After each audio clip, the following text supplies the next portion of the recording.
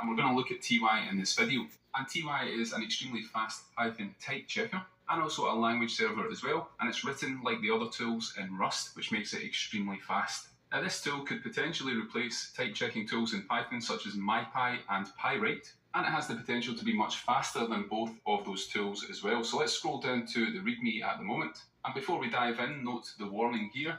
TY is in preview and it's not ready for production use at the moment. So the Astral team are working to make it stable and feature complete, but there's going to be a lot of bugs and missing features and so on until then. We're going to have a look at it as it is at the moment in this video, with the potential to replace those tools I previously mentioned. And this continues that trend of new tools being written in Rust in the Python ecosystem for performance reasons. So let's get started and explore TY in this video. Before we do so, if you want to support the channel, consider becoming a member. We have opened the memberships recently for those that want to support the channel, and if you want to make a one-off contribution, check out our Ko-fi page. So let's get started, and we're going to look at this section here. We can run TY using the UVX command, which is short for UV-tool-run. So let's copy this to the terminal, and let's go back to VS Code here.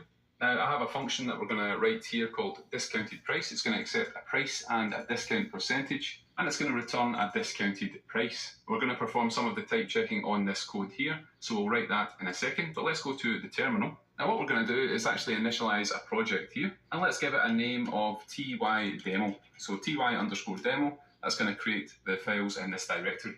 And we now can run the command that we copied from the documentation. That's the uvx_ty command, and that's going to install TY locally, and we get this usage page for the TY executable. So the commands we can use at the moment are the check command, that's going to check a project for type errors, and we also have the server command, which will start a language server, and we also have a version and a help command as well. Now we ran that command with UVX, so UV includes a dedicated interface for interacting with tools, and you can invoke these tools without installation using this command. And what this means, if you're not aware, is that the dependencies, in this case it's TY, are going to be installed in a temporary virtual environment that's isolated from this project. Now what I want to do is run the check command here, and let's see what happens when we run that command. Notice that we are getting an error here, so let me just minimize the sidebar. So when we run the check command, what happens is that it checks the code in our project, and TY will actually run on all files in the current directory and also subdirectories as well. At the moment we have this error here, invalid return type.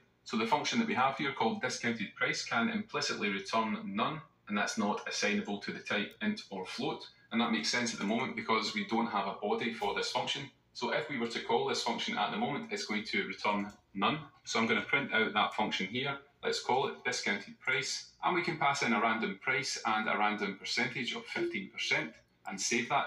And if we now run python main.py, this is going to return none, as you can see here. But in the type hinting, this should return a float. So when we run UVX_ty check, it's going to detect that this could return none, and it highlights that to us. And notice this here, we have a rule of